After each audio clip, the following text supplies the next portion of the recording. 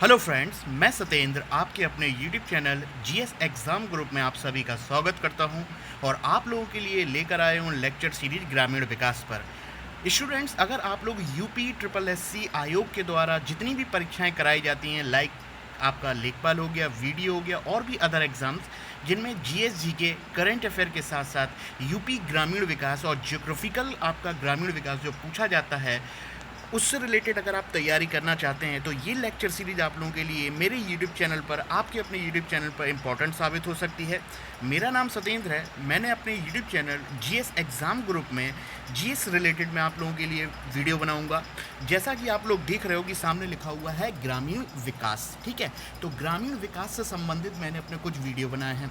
जितना मीज़रमेंट होता है आपका खसरा खतौनी, एक बार चैनल पर जाइए, पार्ट 1 पार्ट 2 से रिलेटेड आपको लेक्चर मिलेंगे। और आज का हमारा लेक्चर जो होगा वो ग्रामीण शब्द से रिलेटेड होगा, ठीक है।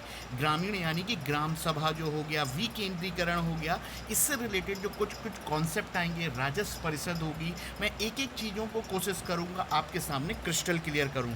तो मस्त रहिए, इन्जॉय करिए। ये लॉकडाउन का समय जो चल रहा है, आलसी मत होइए। पढ़ने का जो आपका कर्तव्य है वो करते रहिए, लेकिन मस्त रहें आप लोग।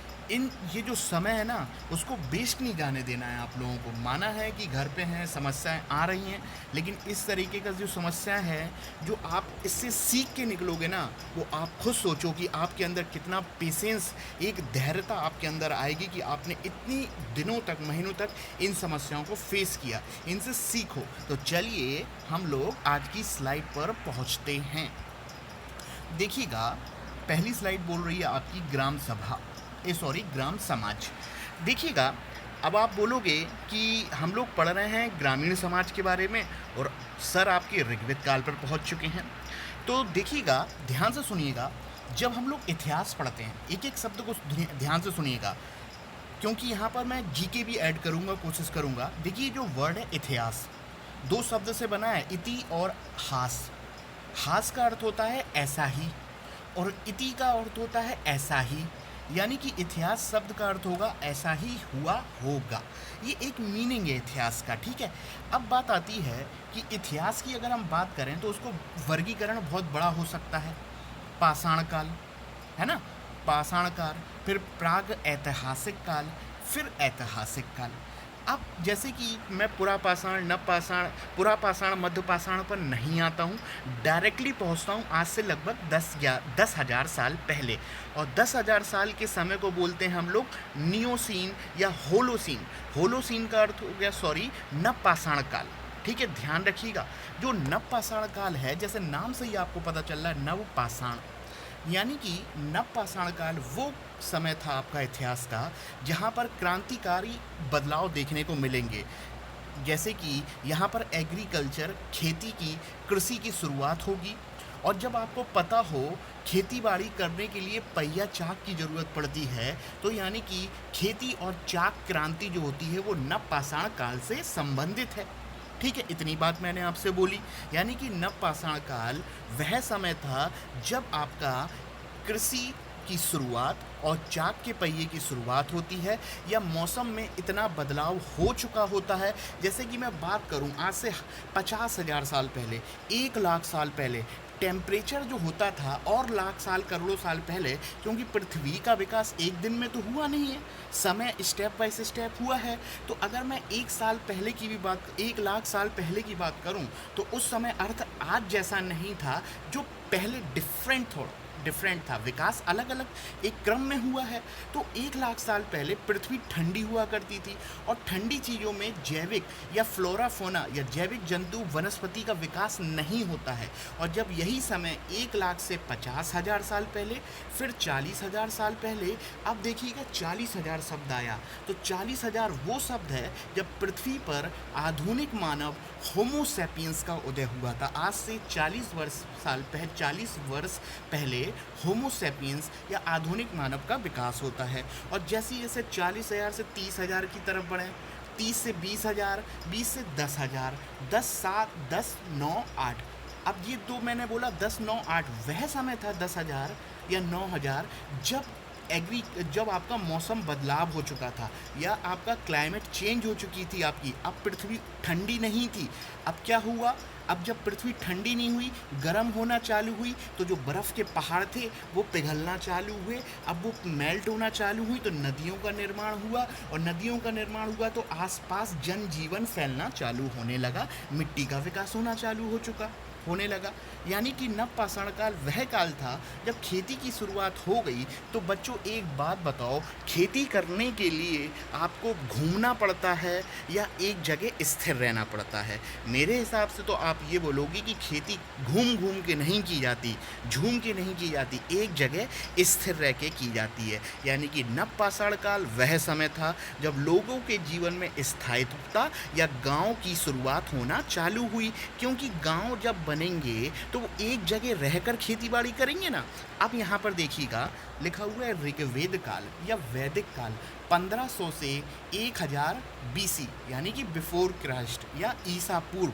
अगर इसको एडी में चेंज करोगे, ईसवी में चेंज करोगे, तो लगभग 3500 समय निकल के आता है ना। अब इतनी बात रही, तो अब देखिएगा, अब हम लोग ऋग्वेद काल पढ़ते हैं। जैसे नाम से ही पता चल रहा है ऋग्वेद, वेद का अर्थ होता है ज्ञान, ठीक है, और ऋग का अर्थ होता है प्रे। तो ये तो हिस्टोरिकल बात हो गई कि ऋग्वेद का अर्थ हो गया वो ग्रंथ था जिसमें देवताओं से संबंधित कुछ आपके जो प्रार्थनाएं बताई गई हैं, ठीक है। ऋग का मतलब प्रार्थनाएं और वेद का अर्थ ज्ञान, इतनी बात हो गई। अब ऋग्वेद काल, अब जब हमें पता है कि ऋग्वेद काल में आर्यों के बारे में जानकारी मिलती है। अब देखिएगा, जब आर्यों का आगमन हुआ था तो उनका मुख्य पेशा अगर ध्यान देखो तो आप लोगों को पशु चारण देखने को मिलेगा। अब एक बात बताओ, जब आप पशुओं को चराओगे तो चराने के लिए एक जगह से दूसरी जगह, आज यहाँ चरता है पशु, फिर दूसरी जगह चरता है। यानी कि आर्यों का जीवन घुमक्कड़ था, बंजारा था, कबीलों की तरह था। और हमें पता है आर्यों के 5 कबीले या 5 कबीले बहुत थे, और यही छोटे छोटे कबीले या झुंड जो होते थे कुछ लोगों के 50-100 के, इन्हीं को बोल दिया जाता था जन। अभी जनपद नहीं है, ध्यान रखेंगे। यानी कि आर्यों का जीवन घुमक्कड़ था, कबीले की भांति। कबीले आप समझते हो, ठीक है।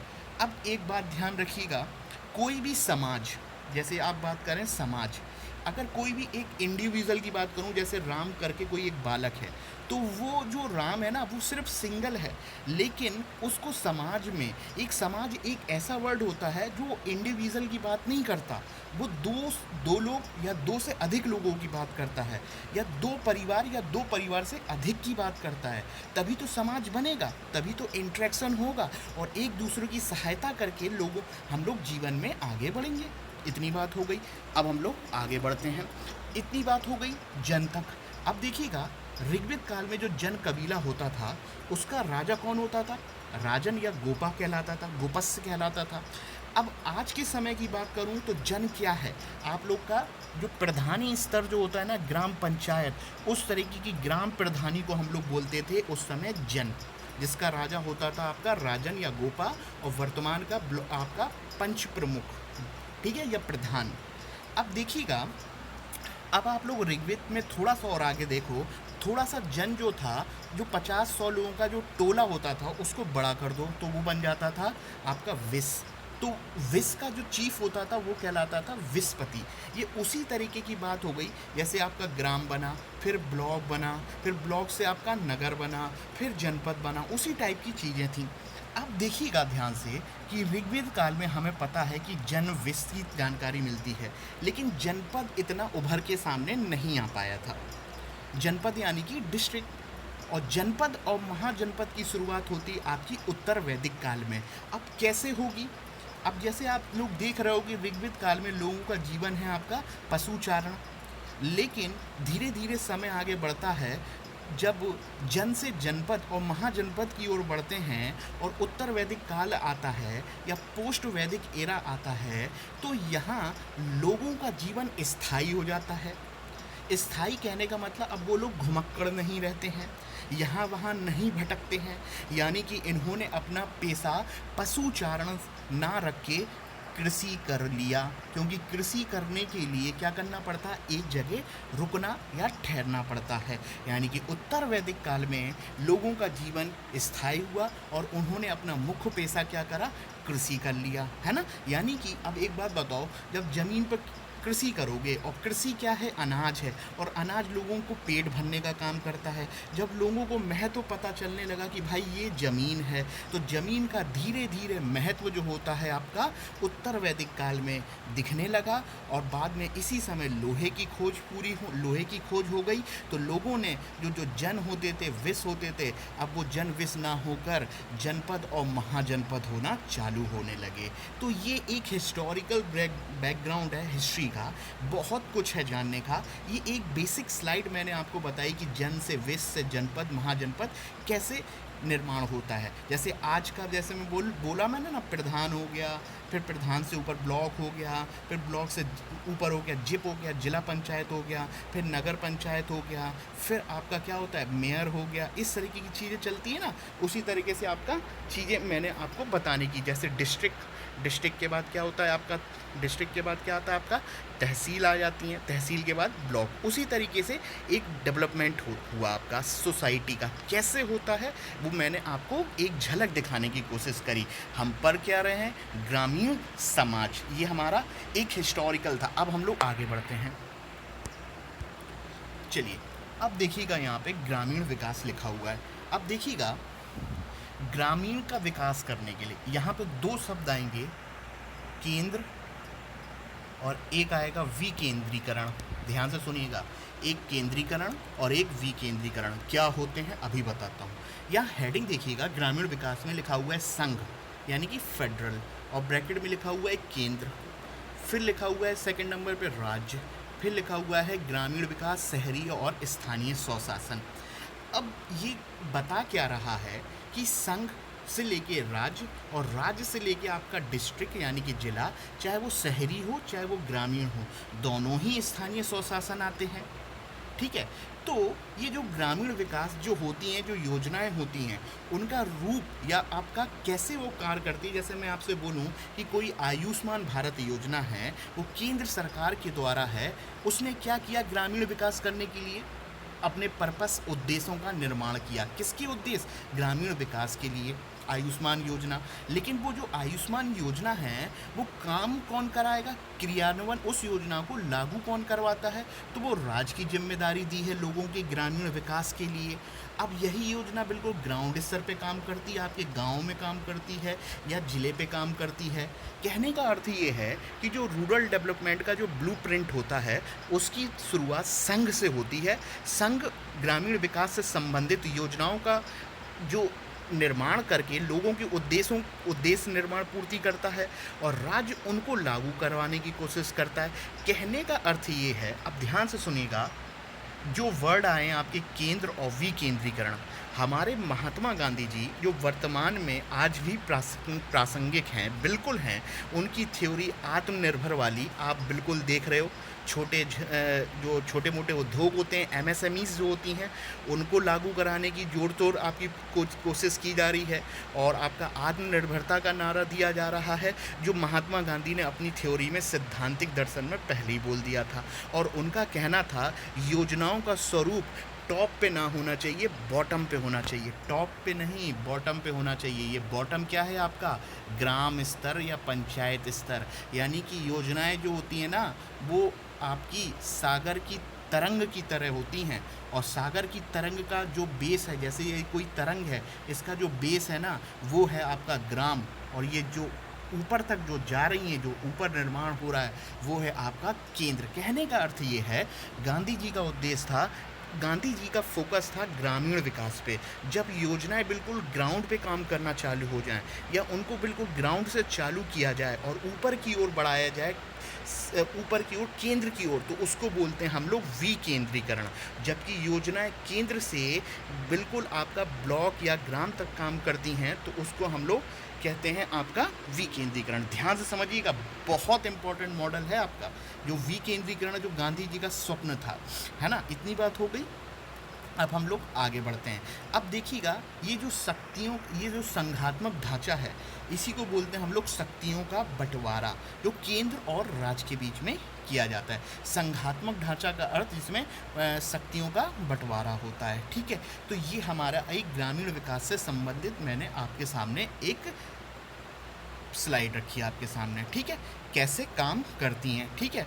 गांधी जी तो चाहती थे कि ग्राम स्वराज का जो सपना था, विकेंद्रीकरण पे उन्होंने ग्रामीण क्षेत्र पर बहुत ज़्यादा बल दिया था, ठीक है। अब आगे बढ़ते हैं।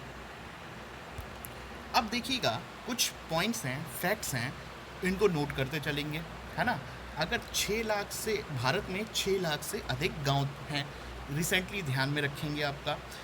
अब सेकंड नोट पॉइंट है कि जो मेघालय है, जो आपका मेघालय कहाँ पड़ता है, नॉर्थ ईस्ट में पड़ता है, 7 सिस्टर के अंतर्गत शामिल किया जाता है, पूर्वोत्तर की 7 बहनों में। अब ये जो मेघालय है वो भारत का सबसे क्लीन विलेज माना जाता है, और भारत का ही नहीं, एशिया का भी। उसका नाम क्या है, मैलेनांग, ठीक है, ध्यान रखेंगे, एशिया का और भारत का। जब एशिया का हो गया तो भारत की तो बात आ ही जाएगी। अब थोड़ा सा और आगे बढ़ते हैं।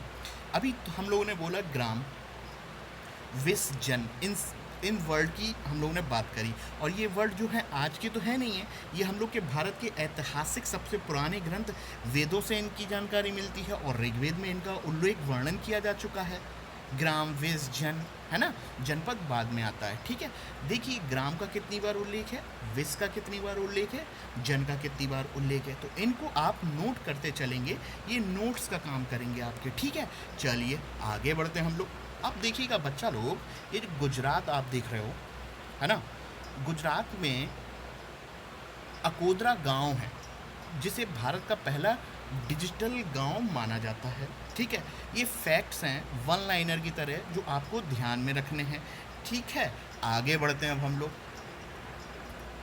चलिए अब देखिएगा अगली स्लाइड में हमने क्या बताया, उत्तर प्रदेश राजस्व विभाग, यूपी रेवेन्यू डिपार्टमेंट। तो ध्यान में रखिएगा, उत्तर प्रदेश राजस्व विभाग को 5 भागों में बांटा, 1, 2, 3, 4, 5। ये एक नोट्स हैं जो आप बनाते चलोगे, आपके लिए बहुत इंपॉर्टेंट होंगे। क्या कितने विभाग होते हैं, एक होता है परिषद, राजस्व परिषद, दूसरा चकबंदी आयुक्त, तीसरा राहत आयुक्त, चौथा है भूमि अध्यापति निदेशक, और पांचवा है प्रमुख डिस्ट्रिक्ट गजेटियर।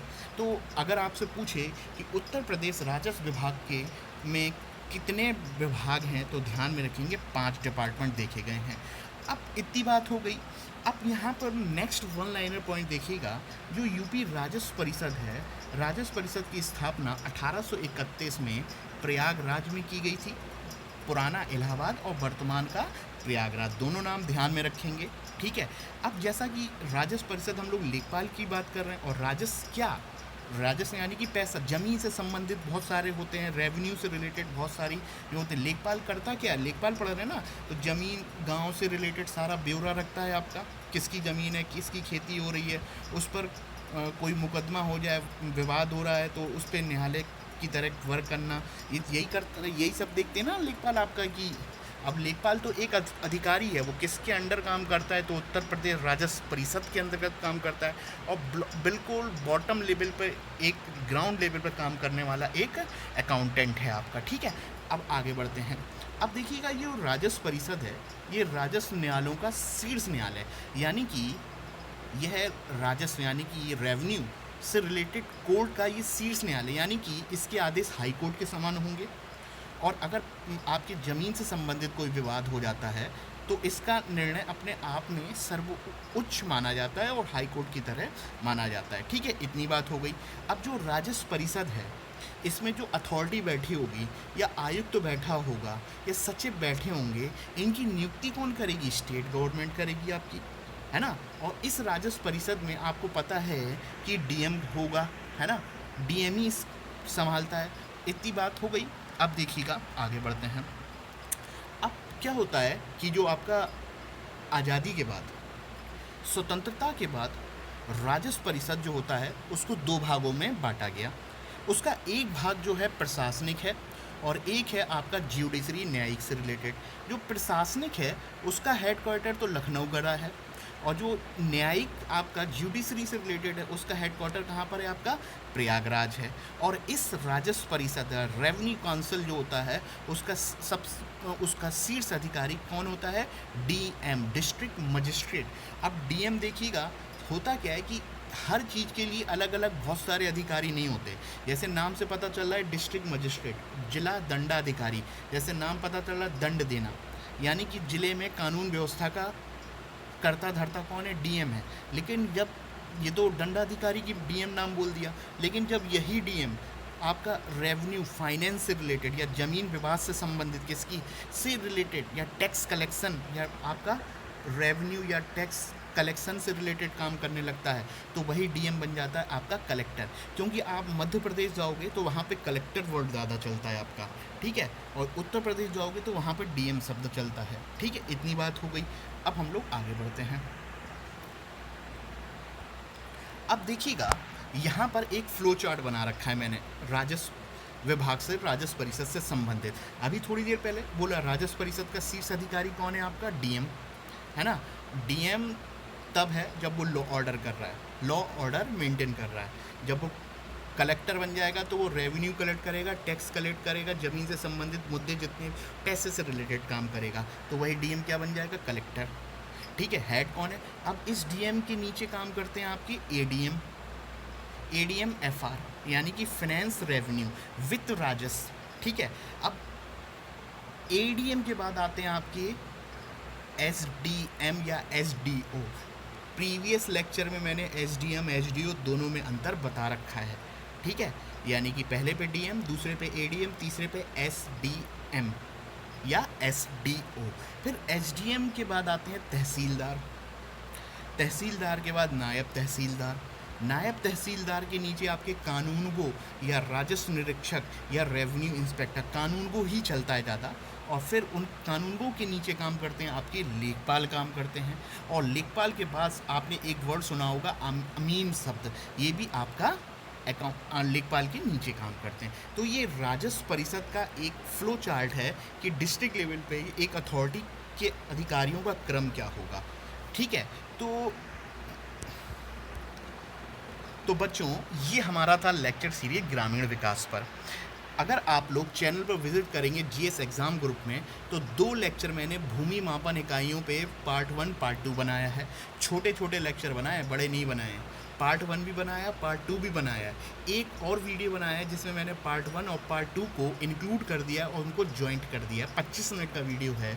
तो पार्ट 1 और पार्ट 2 में मैंने भूमि मापन से रिलेटेड जितने बिस्वासी कछवासी जो होते हैं वो उधर पे जानकारी उपलब्ध कराई। इसका मतलब ये मत समझिएगा भूमि मापन 1 और 2 में कंप्लीट हो गया। अभी और लेक्चर आएंगे मापन से रिलेटेड। जब तक पूरा नहीं करा लूँगा चैन नहीं मिलेगा। कोशिश यही है कि आप लोगों का सिलेबस मैक्सिमम कवर किया जाए। और इस लेक्चर सीरीज में मैंने ग्रामीण रूरल डेवलपमेंट से संबंधित आपको जानकारी उपलब्ध कराई। आई होप मैंने कोशिश की है कि आप लोगों के लिए मैं प्रोवाइड कराऊं लेक्चर सीरीज जो आपके लिए इम्पॉर्टेंट हूँ। अब देखिएगा, मेरा नाम सतेंद्र है, जीएस एग्ज़ाम ग्रुप आप देख रहे हो, मेरा यूट्यूब चैनल है। अगर आपको लेक्चर थोड़ा सा भी पसंद आ जाए तो लाइक करना ना भूलें, शेयर करना ना भूलें, सब्सक्राइब करना ना भूलें। और आपको पता है बेल आइकन तो प्रेस करना ही। बेल आइकन क्यों? पैसे नहीं लगते हैं, प्रेस कर दीजिए, नोटिफिकेशन पहुंच जाएगा आप तक मेरे वीडियो का, ठीक है। और सब्सक्राइब तो करना ही करना है बेल आइकन के साथ। कोई भी वीडियो बनाऊँगा आप तक पहुँचेगा। लॉकडाउन का समय है, हताश नहीं होना है, मस्त रहें, खाएँ पिएँ, खाएँ, ठीक है। खाना है आपको और समय को सही तरीके से यूटिलाइज़ करना है। समय को सही तरीके से ये नहीं कि इतना समय निकल गया तो इसको हम वेस्ट ही कर दें। इंसान को कभी भी खाली नहीं रहना चाहिए, क्योंकि खाली दिमाग शैतान का होता है। कुछ ना कुछ करते रहो जीवन में। अगर चाहते हो तरक्की हो, प्रोग्रेस हो, आगे बढ़ो, तो कुछ करते रहो। तो इस समय में आप लोग समय का सदुपयोग करें, पढ़ते भी रहें, ताकि आप आगे आने वाली जॉब में पहले से ही प्रिपेयर रहें। तो जल्दी से जीएस एग्ज़ाम ग्रुप को सब्सक्राइब कर लीजिएगा। मैं आपका एजुकेटर, आपका टीचर सतेंद्र, नेक्स्ट लेक्चर में जल्दी मिलते हैं। Thank you, okay, bye bye.